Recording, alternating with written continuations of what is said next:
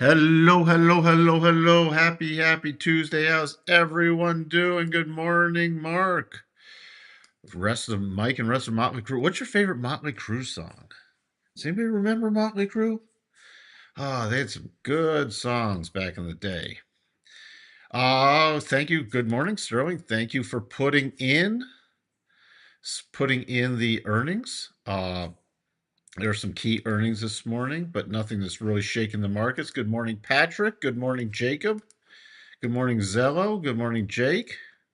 Goodyear Tire, Miss Beat, stock down. Spotify was a beat stock up nearly 14%.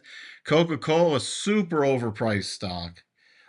Missed on revenue, stock only down 2% after going vertical recently. Good morning, Heinrich. Good morning, Yogi. What else do we have? Good morning, Balaji. Good morning, Anissa. CVS, beat stock flat. What else? Good morning, Daniel. Tommy Lee and the gang. There you go. Hey, Sterling, well, you got to have a favorite Motley Crue song. I know you listen to the 80s music. What was this? Bob Icino favorite. Ferrari beat stock up 8.68% with their new interior that looks like crap. Good morning, Holy. Good morning, Royal Bombs. All right. Wait for some more people to come in. What else do we have? What else? Do we have any other key earnings? I don't even remember. We had CVS, we had Spotify. Oh, yeah, you got it. Coca-Cola. Yeah, you got them all, Sterling. Thank you. All right, we also had retail sales from December coming out. Year over year, dropping to 2.4, down from 3.3 prior. And that's in December. Not surprising there, but still, remember those aren't inflation adjusted either. So keep that in mind. Uh, Employment costs, benefits, wages are still relatively high. So that's for all of Q4, though. So that's all of Q4. But if you annualize that, that's roughly, I mean, that's what? 4 times zero point 0.7, which is 2.8. So that's a decently high number still. Good morning, David. There we go. Come on. There we go. Good morning, Royal Palms. Good morning, Holy. I don't remember who I said hi to. So some people get two highs. Uh, but that's where we sit this morning. I just want to get to the markets. We got Fed's Hammock and Logan speaking this afternoon. So far, yes. Oh, Microsoft still bouncing. Microsoft still bouncing. Uh, we might have a trade on in Microsoft. What else do we have? Broadcom, Nvidia moving up. Apple oven. Apple oven's still loving it. What's that? Marriott? What's going on with Marriott up 3.18%? There's your Coca-Cola after earnings. Financial data and stock exchanges, they're down today. Groups, let's see the groups. We got technology, consumer, cyclical, utilities, energy leading. Consumer defensive financial, that would be a Coca-Cola. Basic materials and financial are down. Fed watch, we still have 82% for the pause in March. Still in neutral mode. And did I refresh that? 40.58 in this not so cheap market. Hello, Charles. What is that? Yeah, I used to get too high. Huh? What are you talking about? Holy. What are you talking about? What's Holy talking about? So, here we go. We do have a confirmed at this point little. This is the minor topping patterns I'm talking about. Nobody freak out. Are we going to see a little pullback today? We have it confirmed. It would be invalidated. This is a very tight pattern. If we got back above 69.90 on a closing basis or went through 69.93.50 on the open. So just keep that in mind. If we do roll over, I'm just looking for minor pullback levels right into the first cross's daily rotation zone again. And or said yesterday, watch the 4-hour rotation zone, the rotation back up. And we're not quite to that 87.5 target still. That magnet, and then so my targets, if this pulls back, I'm just looking at the 4-hour rotation zone, just like yesterday. Little possible deeper into it. If it doesn't and we start breaking above 69.95 area, 7,006, 7,021, 7, and then the high area, the exact high area right around this 7,043. So that's where we sit. Oh, there it is. Marriott was a misbeat. Stock up 4.43. So it's got two highs. All right. I am completely lost. But this wouldn't be the first time.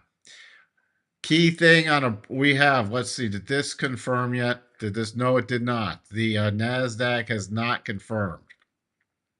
NASDAQ has not confirmed. If it starts breaking roughly above this 25,420 area, key thing I'm looking at is the 62 and a half. The 62 and a half. You have a minor resistance coming in around 25, just above 25,500, 25,505, then 25,558.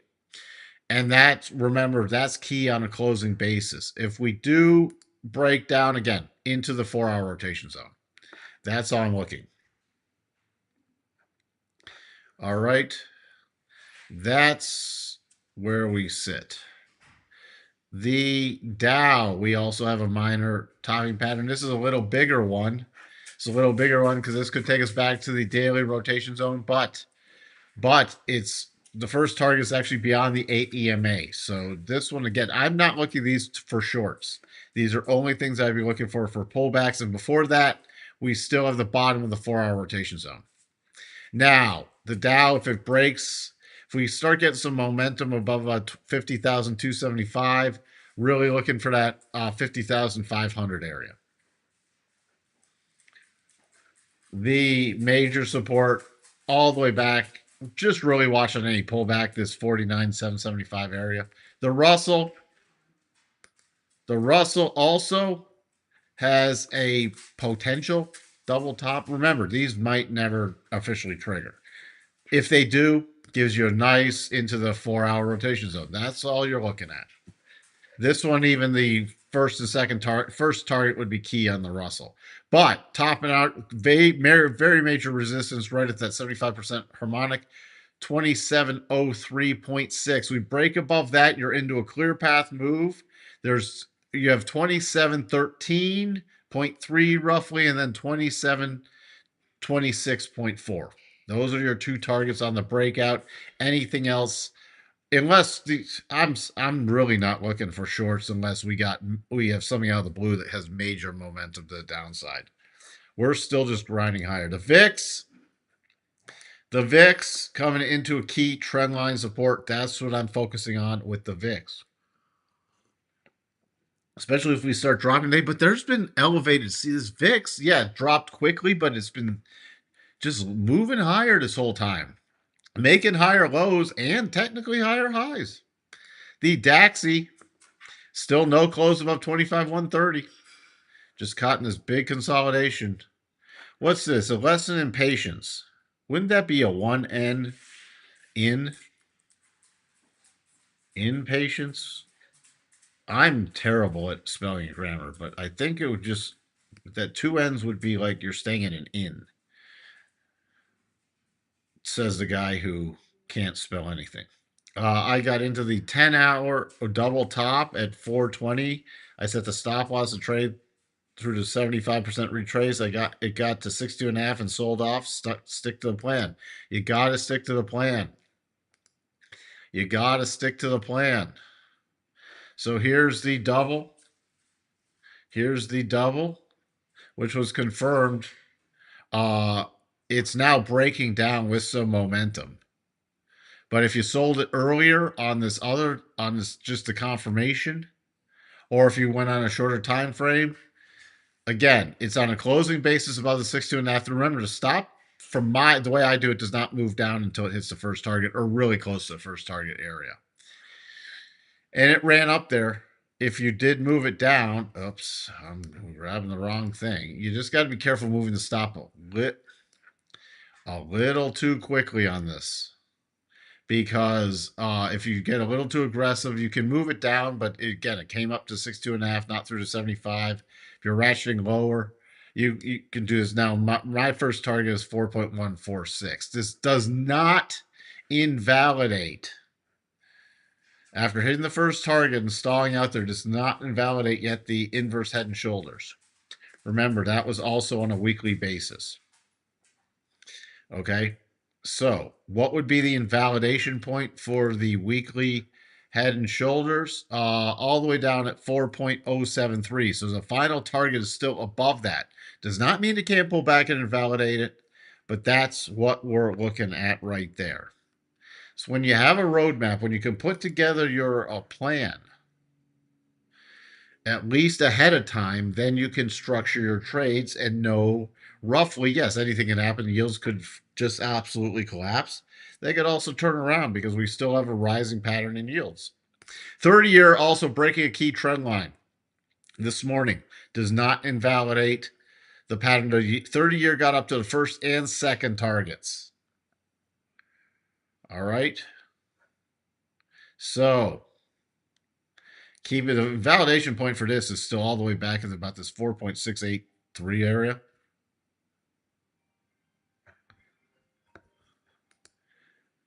Crude, we're still just grinding higher. If this rotates back up and gets above here, we're into a triple top territory above 65.14, and the potential double would be off the table. I am still in bullish mode unless we close back below about 62.30 area. You know, just anything for little buy setups. Breaking above a resistance area to 64.15 and trying to hold it right now. So my targets are 65.14, 65.81 still on the long side. Gold, 5175.5 is still key on the closing basis. You have a really mini potential double against the 1 hour or against the 4 hour rotation zone. But if gold really starts breaking above here, look for, this has been key resistance. It was actually key resistance all the way back before February, reconfirmed after the sell-off and the beginning of February, and this is where it stalled out recently. So I'm looking, if we break above this, I'm looking for that 51.95, and then we could be into the clear path move.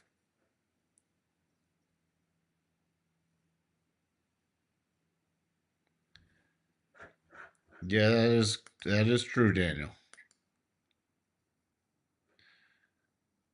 That's C Sterling. Good answer. He just posted Marriott results. So your fingers thought of INN, because Marriott, you stay as, I mean, I guess that would be an inn. A hotel is an inn. Very good, Sterling. Very good. Makes complete sense to me. Because I would have probably done the same thing. Silver just really lagging. Again, yesterday, follow through with a percent B buy against the rotation zone. So if you're trading this kind of thing, I would be moving up the stop at least. Dollar index. Key line the same, pulling back between the 50 and the 62.5. 96.14. I am still looking for buy setups unless we close below 96.14. Okay. Still, cycles moving down. We might have a percent B buy possibly tomorrow. That's the only thing. Other than that, being very patient. Would I wait for gold to Gold's could get interesting up here because it could break through with momentum. Because it's already approaching this key level. If it bases around here, it could be really interesting to establish with a tight stop. Break out with a really tight stop. It's starting to get some pressure again to the upside. I don't know if you're going to get the full breakout and the retest because gold can launch itself. based off of that key resistance level. Euro, keep an eye at this 119.24. 119.64 shifts the probabilities. So I'm keeping an eye also here to see if the euro breaks out higher with the dollar going lower. The yen strengthening, especially against the dollar after a run up last week.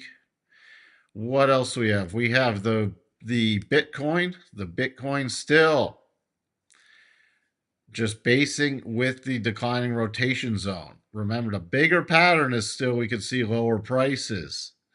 It would have to break below about 67,500 before I'd be looking for shorts again, though.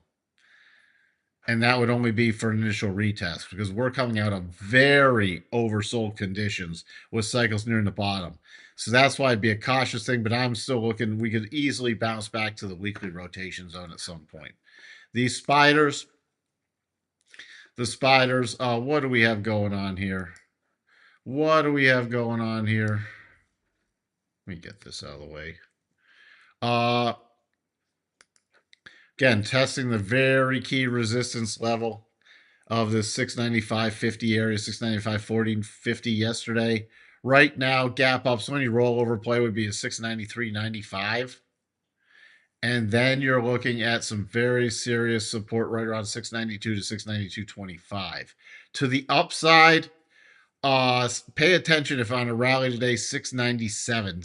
You should actually pay attention to 697, period, on any rally over the next, whether it's today or tomorrow. That's very key. That is very key. I got to fix some of these levels here.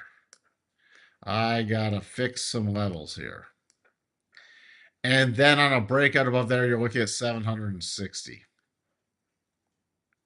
I'm going to fix some levels. There we go. 760. Then we got the cluster area right around 703, 40, 50 area. The Qs, let's just check our retracements. Check our retracements right now. We have the 50% harmonic, which we hit yesterday. 615.70 area above there. Your next key level, did we not? Did we officially fill this gap? 616.52. What was the high yesterday? 616.46. So you still have a gap technically left behind at 616.52. And then you have a minor target at 619 and the major target 620.91. IWM, remember the inverse head and shoulders after hitting at least the first and second target. And the futures are off the table. This has now, again, with yesterday's close, right at the 62. Right there, right below 62.5, but it's blowing through there today. Already hit the 75. The next key target, you still have a gap left behind, but I'd be looking at the gap opened down 269.04, 269.53, and then you have a gap to the close at 269.79. So at least if you're playing this alongside, I'd be looking to raise a stop at these couple, this 269.05, 269.53, and I'd be going for that full gap fill in the Russell. On any rollover, it's a gap fill to the downside, 268.88, and major support coming in at 265.20. I did not yesterday. I did not. I got to catch up with that today. I was a little busy. Can I check UPWK?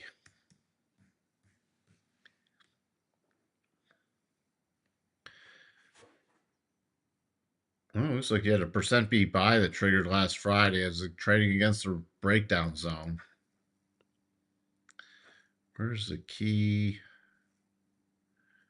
Oh, it's right there. So, oh, geez. And then it dumped. What? It missed earnings? No, it beat. Huh. Guess their guidance wasn't good. Wow. Because that just dropped down. This one, ooh. That's not good. With that kind of gap down, wow.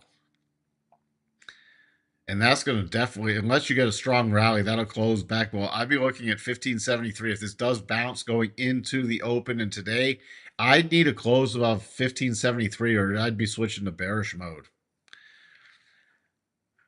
So that would be the key thing on Balaji. You look at 1573 into the close because now you also have the overhead of this other breakdown area and you have the overhead of the 200. It would have to at least regain the support in a 62.5 before I'd consider staying long. But overall, that's not a good pattern. That is not good after earnings. So it'd have to at least gain 1573. RSP.